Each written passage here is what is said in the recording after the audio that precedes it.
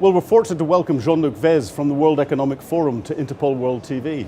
Jean-Luc, what brings World Economic Forum to Interpol?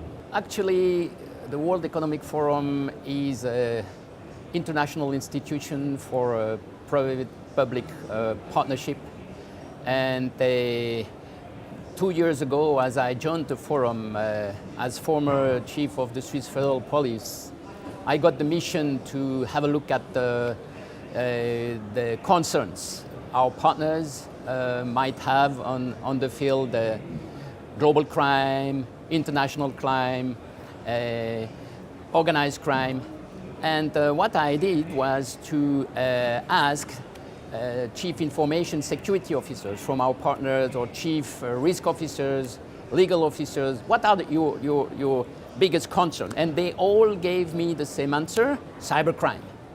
So we decided to launch a project dedicated to the question how to further the cooperation between the private sector and law enforcement authorities in order to better fight the cybercrime. So it was quite naturally for me to address Interpol because of the dimension of your organization and other organizations which are more acting regionally, like Europol, Eurojust, or nationally, US Department of Justice, to ask them to join the community and to try to find with the guys I just mentioned, responsible for security by our partners, and try to identify the menace and find common solutions. So therefore our presence here in Singapore today.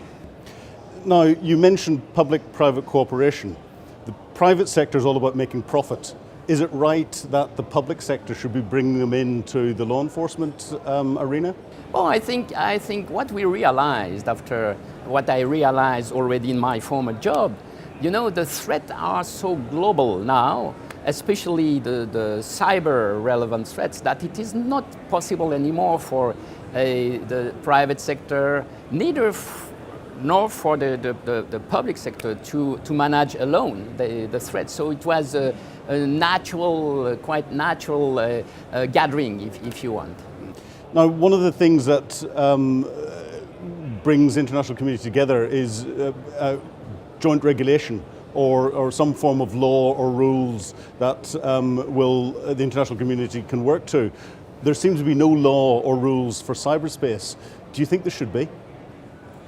It was one of the very important questions which have been asked at the beginning of our work.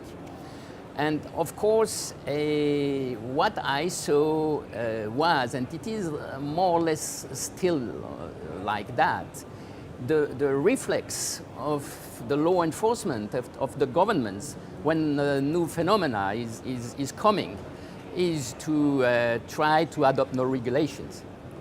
But for the private sector is not the same approach. You know, the private sector doesn't naturally like more regulation. So the question was, what are the ways where which could be developed in order to address the common interests to better fight the crime? And as you know, the private sector, especially by the banking or the insurance or retails or credit card sector, have the tendency to develop own regulations. And so one idea has been to say, why not to base the new regulation on what is existing by the private sector and let them endorse by the states. Another aspect which has been identified is the fact that, especially by the cybercrime, you know, the speed is a very important factor. And the problem is, by the setting up of new regulations, is that it takes time in democracy in particular. And with the risk that when the new regulations is able to be put in force, the challenge is already beyond, you know. And so consequently, both the private sector and the law enforcement decided to try to address that otherwise by finding so-called innovative ways of regulations. For example, by the information sharing, which is very important, you know.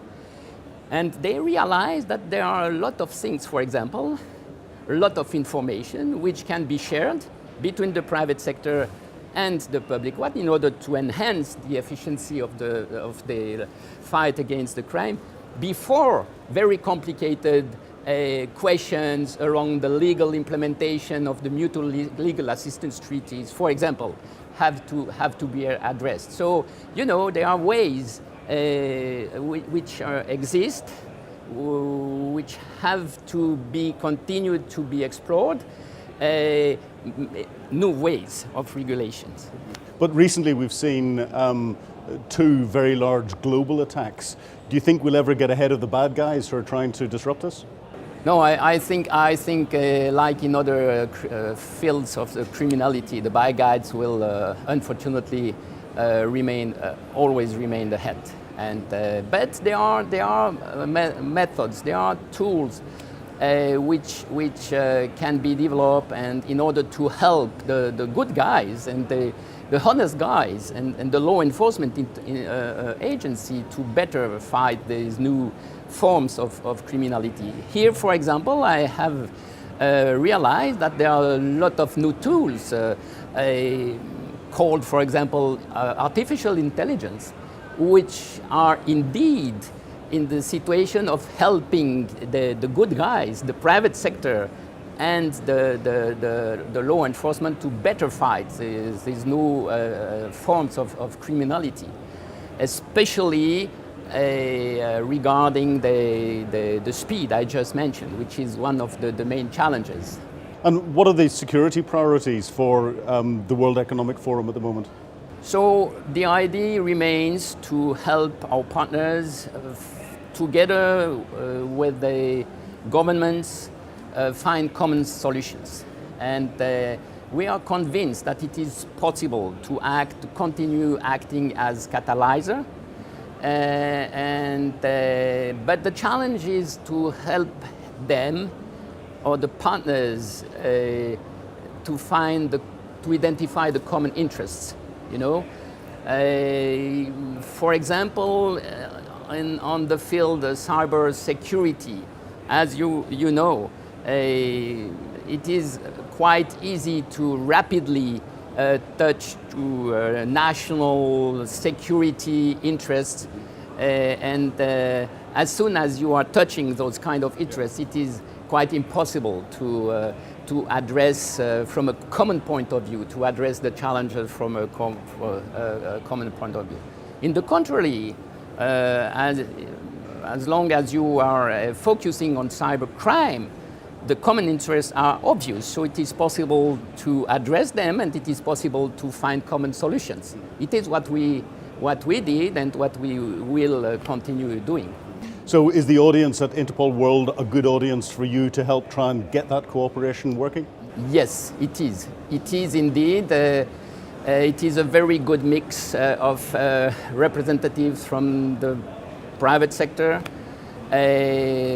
representatives from the government, and again, I think that the technological development, the tools I have seen here, should be used by the governments, the responsibility of which is to fight the crime, to protect the citizen, and not only by the bad guys. Jean-Luc, it's been a real pleasure talking to you for Interpol World TV. Thank you to you.